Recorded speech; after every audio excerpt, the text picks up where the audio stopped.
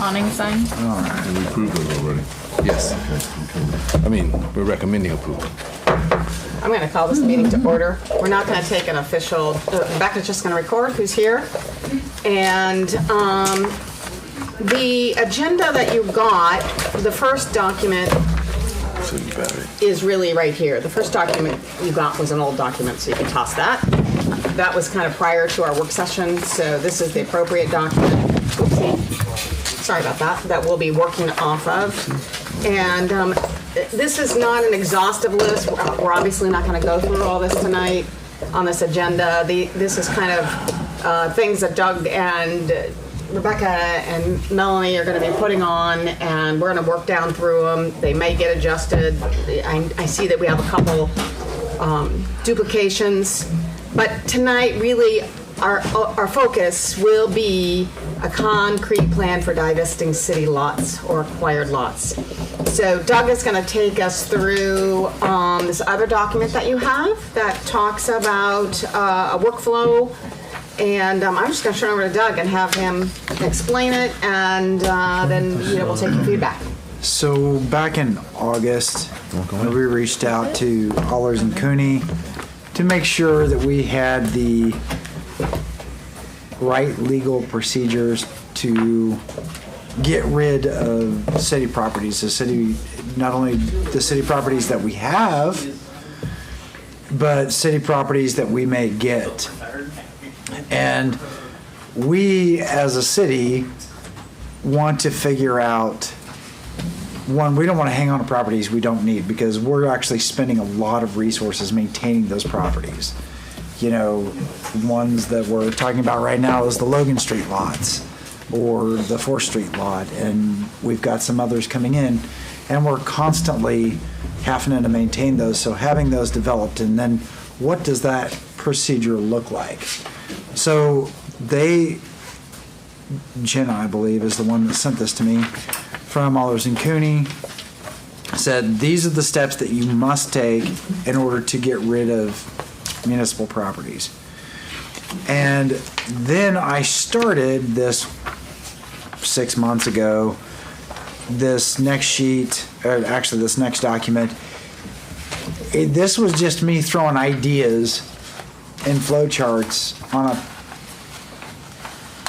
Word document to kind of get the motor running of our decision-making tree, I want to say, of we have this piece of property, and then what does it look like and what do we do? Because there's so many different dynamics to city-owned properties. For instance, it might be a house, it might be a parking lot, it might be an empty lot, it might need to be just repaired, it might need to be torn down.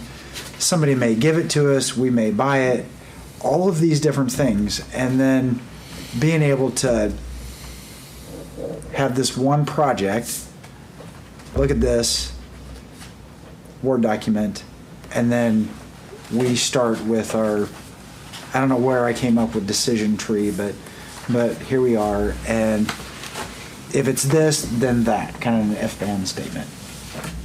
So anyway, I know that everybody's busy, but it really needs to we need to take some thought and say, how do we come up, what's the best idea to first find the properties that we have properties that we didn't even know we had. And we just kind of stumble across them, and How I'm curious, how do we stumble across properties that we didn't know we had? Cities know. Actually, other people stumbled across them and they find out that we own them and they want to buy them for they look at Beacon, or they look at the treasurer's office, and they go, hey, I found this piece of property you own. Can we buy it? Mm-hmm. And then so we start digging, and then all of a sudden we're like, oh, well, we own this one too. We didn't know about that. And then we start digging, going back through resolutions and trying to understand why we have these properties and how they got there, because we actually own lots that are unbuildable because there's nothing but utilities underneath them, so we have to keep them. And we have to discern, is that we actually, I think we have a park that is placed on top of utilities, because we can't do anything else with it but make it a park, because there's. What park is that? Forest Park. Down by Chautauqua. Well, there's High Forest School. Park, and then there's another one off of. And what? Wilson. And Yeah. Wilson. So we're trying to find them, and then we're trying to make them go away, and maybe have something put on them that might be worthwhile, like affordable housing, or, you know, again, right now we have one that is the 4th Street lot, that the intention, and let's just use this one for an example. The 4th Street parking lot was supposed to be long-term parking for semis. Well, the problem with that is once we put in the quiet zones and we have those protective barriers so that they can't cross the median to go around the railroad arms, there's only one way in and one way out of that parking lot, and it does not make it conducive. So we essentially have a parking lot that is not getting used. And so we had actually, the mayor had discussed with me, is it okay if I bring this up? The mayor discussed with me that maybe we should reach out to the railroad to see if they might be able to use it as part of their yard.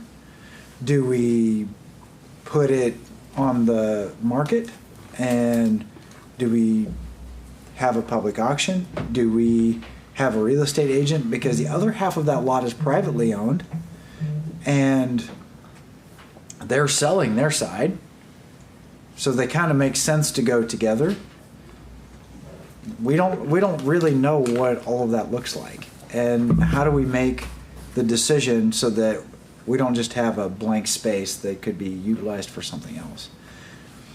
So the divestment and the decisions, this is what I wrote down, and we can I gave it to Weston, and he actually added stuff, and he never sent it back, but we can keep adding and adding and adding and adding. And it also talks about, if you look on the 3rd page, I actually talk about the code enforcement time, the attorney's fees, the court costs, the rehabilitation, the tear down, all of those things. Anything that our code enforcement does costs money. And whether that's issuing a citation, whether it's going to court, and it takes years and years and years to get some of these things moving. And then we wind up with them, and then where do we go? So we actually have properties that we can take on 657A. We have properties where individuals just want to donate them to the city because they can't deal with them anymore, or they inherited the property and they don't want it. And, you know, we're on them to clean it up because they may live out of state. We do have a lot of property owners that do not even live here. And so we have all these properties that are falling down around us, and they've inherited them from out of state, and they're like, somebody do something with them, and they're not marketing them or what have you. So basically, the beginning of this study session, since we're talking about this, is collectively the city council has this in front of them, and they might have some ideas and guide me into the next steps of what we need to do. Is that fair? Okay. So I understand Ottumwa has a system in place that's fairly rigorous and fairly fast. Are you aware? I suspect you are aware of it. Could you tell us more about that? I mean, I suspect it also passes all the various tests we need to pass. So they do. Now we're putting some of those things that Ottumwa is doing in place now. That they actually have a 501c3, an investment group, where these properties are going either to them, or if the city's getting them, they're putting them into this investment group. The one thing that Ottumwa is doing is they are providing builder incentives. There are cash incentives that will give you $5,000 if you build onto this lot, or they're giving investors these lots to build on, but they're not using city funds. We can't do that. But they actually have investors that are donating money and putting in there to incentivize builders to come in and build a home and make it affordable so that they make money, they're getting something built. And so the idea is the same here. Isn't FEDA But, recommend? yeah, they are working on a They're housing trust working on fund. that Okay. now. Okay. Yeah. So they're putting that in place, and they're actually investors already they're either getting ready to, or they are donating funds to do these things. And the city themselves, you know, the Logan Street lots that we have that are intended to be built on, and these investors are working with FEDA to get some of these housing initiatives off the ground. So are these, like, for example, in Ottumwa, are the lots being given to builders and with a cash incentive, or are there other incentives, you know, like we can donate lots for specific purposes, you know, there's tax abatement. I'm just wondering to what extent do we need to incentivize? Yeah, so they're doing a little bit of all of those things. So if they've got a larger, and I have a meeting with the city manager of Ottumwa that we're going to talk a little bit more in depth regarding this, but the city's getting the properties and then they're turning them over to the investment group. And so where the back end for the city of Ottumwa is they get something built on, and then of course that's funds in the long game that they're going to get because there's a house that can be, you know, taxed and levied, and but they also will get these properties and then we'll auction them off and sell them for, you know, relatively inexpensive. I mean, they're pennies on the dollar. So they're just properties in, properties out. They have quite a bit more resources than we do. I mean, the city of Ottumwa is twice the size, almost 3 times the size of us. So they have more code enforcement officers. They have, they use Allers and Cooney as their city attorney. So they've got a presence there all the time, and it's just in and out as fast as they can. So. Well, it seems like that makes more sense too when you factor in, for example, like our lot on 6th Street where we had to, you know, demo it. And so there are costs to the city. And so, you know, thinking about balancing out those costs with like long-term gains, of course, of having a house there. Yeah. It seems like there wouldn't be like a one-size-fits-all kind of answer There's not. for divesting of city lots. Yeah, But and it would be nice to have some basic guidelines. I mean, it would have been nice on in my view, the 6th Street lot, to say, and again, maybe this is when the trust fund, the Grow Fairfield Trust Fund is up and running and it can be a little bit more smooth, that particular lot, because we know it needs to be torn down, that we donate that one, for example, because somebody has to put more money into it. Versus if it's our lot the way it is now, we sell it. You know, I think there would just be some, you know, like our Logan lots. We've kept them way too long. Right. All they've done is cost money. Right. So if we can have a general guideline of the way we would like to see them flow, so that they're in and out and they don't take 9 months to figure out. I think we should just donate them if we don't have a lot of money invested in them, I guess. I think one of my concerns with 6th Street anyway about just immediately donating it is like the liability, right, of the city. Like if there's just this building that's in total disrepair that's just hanging out there waiting for, and I'm sure we could like put some contingencies on whatever we donate, but still, like I feel like demoing it was the best option at that point. Yeah, a construction agreement. And we did have people come forward and wanted to see if there was a way that they could save that house. I was in that house, and I'm not a construction person, and that, I mean, it made me not want to be in there very long. It was pitiful. Well, that's the thing, is we gotta be really careful who we work with, that they're going to execute what they say they're gonna do. And they're not gonna take risks like that, because there's some people who will take a risk like that because they wanna have a rental unit right away. And they don't have the same standard that we might have. Right. Right. And something Melanie brought up in our property meeting too, because we don't have building codes, and if we are divesting ourselves of houses that need significant amounts of work, like how do we make sure that they're gonna be building it to a higher standard? Right. And or a standard, and- any standard. So what I hear then is we need guidelines for if it's going to be redeveloped, right? Mm-hmm. We need guidelines of time frame. Mm-hmm. If it's a tear down and then it's a new construction or a rehab, all of those three things need to be spelled out in an agreement. Right. Right. I guess, and then just concerned that that timeline wouldn't be adhered to, you know, like Doug was saying, if we don't know who we're working with and then they don't adhere to the timeline and then we're just, Then what are the consequences? then what are the consequences? Yeah. Right, and you know, Weston has worked with some of these property owners to get them to tear their own buildings down so that we're not involved. And that's the kind of the big piece of, you know, we want these property owners to clean up and maintain the properties, and if they've caught on fire, that they need to tear them down, and it shouldn't be on the city to do that because that becomes a taxpayer problem.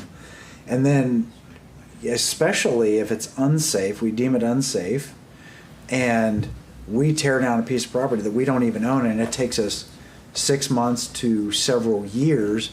I mean, for instance, we still have dealt with I guess it's the Penny Lane building or the old Noodle House that we still haven't done anything with. And because we don't own the property, and how can we, so we're constantly in court fighting them, and then those legal fees rack up. So it's a challenge, and for us, you know, it's time and it's money, and trying to clean up a neighborhood. So Weston's done a good job working with some of these properties and getting them on the ground and getting them covered up, and you know, we still give them some lenience. And then we have people that have these properties that are dilapidated, shouldn't be occupying them, and they are. And then we're taking their property and we're displacing an individual. That's another factor that we have to deal with is that, you know, somebody's living in a house that they can't afford to maintain, it's falling down around them, and then we tell them that they have to get out, and we've just made them homeless. And, you know, how do we deal with those things? So that becomes a social issue. Do we need to make an inventory of the houses we have, or the properties we have, and just categorize them all A, B, and C? Tear down, rehab, Yeah. sell as is. Yeah. And just, once we have them all categorized, then we can work on the ones we need to work on and divest the ones we can do right away. Okay. That sounds like a good idea.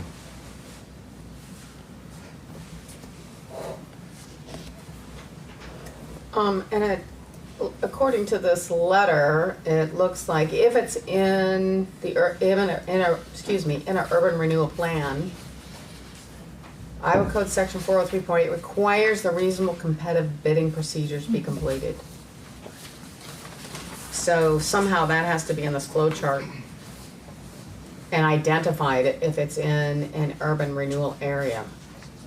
And my other question, you know, yeah, if we're selling it, we want to receive fair value. We had someone give us a fair value on the 6th Street, but did we pay them for that? What's that? Yeah, $150. For that letter? Yeah. Okay. And we only found one that would do that for us, and it's running about $150 per property that we, and So if we have a similar property, let's just say 3 months from now, do you feel like each time we need to go through that process? That's only if we sell it though, right? I mean. Yeah, I'm talking about selling it. Right. But I'm saying if we have like properties, is that a necessary step that we have to go through? If we're donating it, we wouldn't have to go I ahead. would think we need a professional opinion on each property, If we're selling it? If we're selling it. Okay. if we're selling it. We're donating it, do we need to have a valuation if we donate it? I can't think of a reason why we would, but, Well, when we donate something, don't we Well- have to have a value of it? in the sense that we should know what value of asset we're giving away. Right, right. So maybe we should have a valuation. Probably of it. required to do that, I No, suspect. we're not required, but I think the public's entitled to know how much we're giving away. No, I would suspect we probably will be audited, and an auditor would expect us, we're donating property, that we know the value of it before we just surrender it. I think the Okay. assessed value is all that matters to us, though, right? What's that? I think the assessed value is probably all that matters to us on the property. I think that would probably cover what we need. You're probably right. Yeah, we don't need like fair market The taxable value. Yeah, I valuation. think just the Right. assessed value will do it. I would think For so. I donating? mean, we can check with John. For donating only or for selling? For Donating. donating only. Okay. Okay. Because So that, what we're saying, ultimately, we could use the assessed value for donating it, and we need a valuation from a realtor if we're gonna sell it. I mean, I would check with John to make sure. Yeah, that for sure. That makes Yeah, sense yeah, to me. yeah. Okay? Based on this letter, it seems like we either need like the fair value for any real estate, or we need something more for the urban renewal area, or something similar. And that's if we're selling though, right? That's if we're selling it, yeah. Yeah, and then you have to Only go for through a sale. competitive bidding Bidding process process. versus. Okay.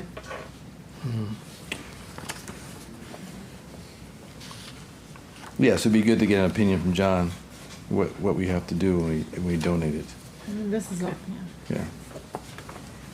So, and just as a, This go ahead, first Doug. paragraph says that even if we transfer the property, we need to have a fair value. Right, that's the sentence that, Yeah. So Suggest we may taxable wanna have- valuation wouldn't cover us there. that suggests he might want his opinion, yeah, to protect the Well, city. obviously, we can't receive fair value for real estate if we're donating it. Right. It's in- Oh, non-monetary value, right. What's the fair value received? Yeah, Well, what we've is given fair property value? away to a business in return for promising to make a certain number of jobs, for example. That was one of the components of the deal.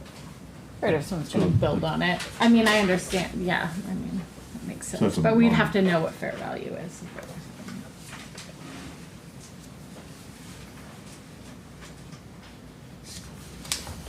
Are we done? Okay. Well, I think we have a start, that's a good start. and categorizing, I think is a good idea. We want to make sure that we have a good 5 minutes before our meeting to take a quick break and make sure that Jason has time to do what he needs to do. So, any other discussion about this particular topic tonight? Seeing none, I guess we'll adjourn the meeting, take a quick break, and, Oh, can we talk about the brush pile real quick? sure. Is Parks and Recs using the mulch that we produce, or are they buying commercial mulch? Depends. So if it's commercial mulch is for playgrounds, but then if it's for gardens or flower beds, it's our mulch. Okay.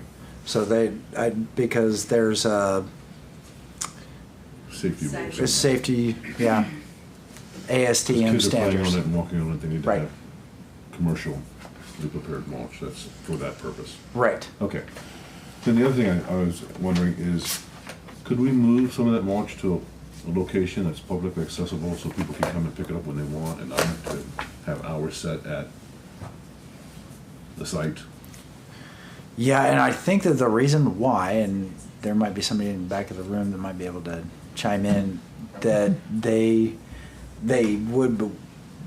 haven't yet, because one, they've done that in the past, and then they start dumping brush there. And they start dumping Yep. yard waste there. Becomes a new dumping site. Yep. It becomes a different dumping site. Well, what if we put it in Chautauqua Park, like, that's where they store the commercial mulch that they buy. Mm-hmm.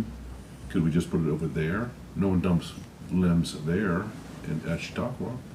And then people could come up with their cars or trucks and pick up whatever mulch they want. That's not the good stuff, but the other stuff. I don't know, something like that. Ed, let me talk with staff and we'll get a plan together. See if we can. Is that fair? Put a sign up and put, barrier around the mulch that's needed for playgrounds. It used to be behind Hy-Vee on Jefferson, didn't it? Yeah. Well, we did, but now they're suggesting it might become a dumping site Yeah. if we did that. 'Cause If I it was in think- the park, I think it would be treated differently. Okay, Anyways, it's a thought. I will talk to the staff about that. okay. Okay, with that, again, I know that wasn't a lot of discussion, but we've got to start. So, let's adjourn the meeting and reconvene here in 5 minutes at 7 o'clock. When did we call mulch?